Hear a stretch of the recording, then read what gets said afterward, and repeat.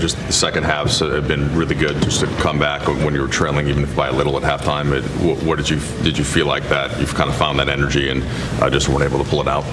Yeah, I talked about before the game the growth we've had with being able to bend but not break, and tonight was another example of that.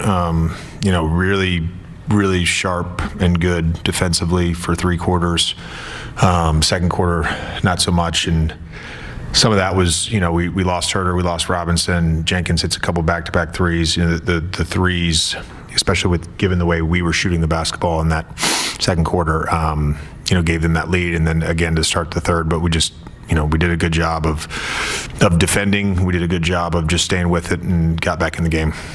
That last play, we were just trying to look at it. Do you think did the inbounds pass get deflected a little bit? Okay, and it was obviously Cleveland sets the screen, supposed to get Luka a clean look on the other side. I mean, he was open. Max did a good job screening.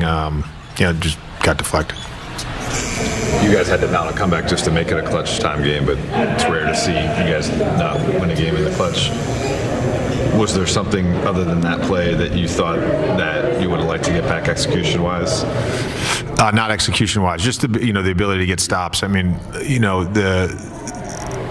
go down, we get down with 31 seconds and do the 2-for-1, and we execute it.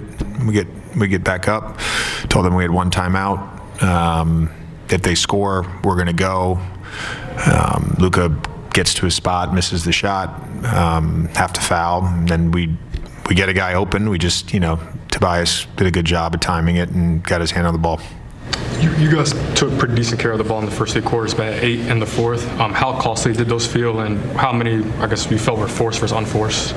Yeah, I'd have to go back and look at everyone. But yeah, obviously, if you're not shooting the ball and you're giving the ball to the other team, it hurts.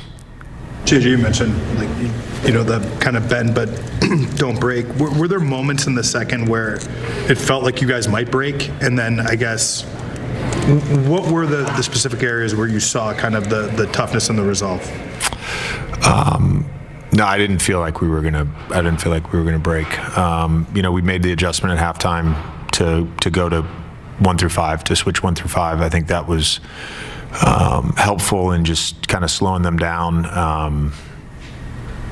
In the second quarter, again, we lost Robinson. We lose Jenkins. They get an offensive rebound. Jenkins hits a 3. I mean, it was just those are the moments where especially on the road when you're going on a run and you're not scoring. Obviously, they have one of the best defenses in the NBA. You're not scoring like you normally do. That can kind of that can be detrimental to the overall just sort of not effort or vibe, but it's just the mood. It can feel defeating, and we never gave into that. LeBron was scoreless in the first half, so rare to see that in his career. Just what did you see from him, and how did he kind of settle into the second half? Yeah, I thought he played a really unselfish game. Ended up with 10 assists. We missed him a couple times on early seals in transition in the first half. We ran some plays for him. I thought he did a good job of not just trying to score, but make the right play like he always does, and he gets 10 assists. JJ, when obviously we pay attention to things like winning streaks and stuff like that, and you guys had been on the longest one you guys have had as an organization of 5 years. When you look big picture just over these last few weeks, what's kind of your biggest takeaway, again, with just sort of where this group is at right now as you guys head into these last 10 games? That we're a good basketball team. I believe that we're a good basketball team. I thought we could be a good basketball team the entire season. We saw flashes of it. We saw short stretches of it, but we're a good basketball team, and I think we have to continue to. Ball kind of was short, hit Cleaver, deflection, ricocheted out to half court. And then it's a great matchup for Duren's just on him with nowhere to go, and he's a huge body, so the step back's not going to be in play there, James. I thought Duren, kept his composure. Austin, you were able to make a big push in that third quarter, kind of get back in it after a rough second quarter. Where's the resilience been coming from for the team, even though you don't end up with a result, but throughout this road trip? Playing hard, executing what the coaching staff brings. to us at halftime. What did you see in just the kind of the back and forth down the stretch where you guys have generally been ending up on the winning end of these? Tonight, Detroit ends up obviously getting it. It was good basketball, and they made one more shot.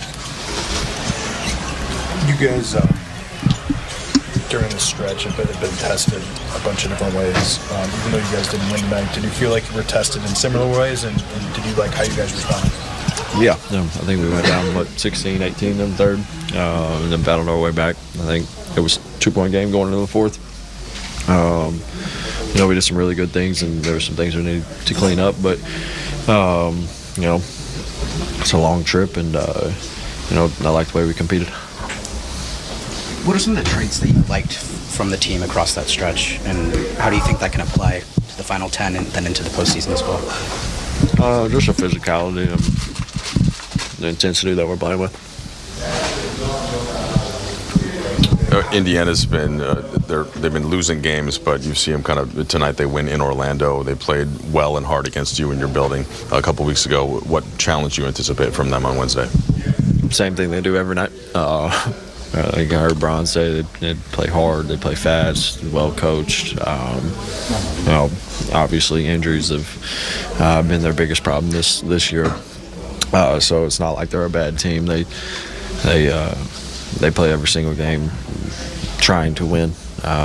So we're gonna have to go in there and play hard and get a win. No Marcus today. What do you guys miss when he's out, and what do you kind of try to bring to not necessarily replace him, but do what you can without him? Marcus is a huge glue guy for us. As everybody knows, the way he plays, unselfish, guards every team's best player. That's what he does, and when you don't have that, it sucks, but it's next man up mentality. I'm sure if he was able to play, he would have been out there. He's a competitor, so yeah. Hopefully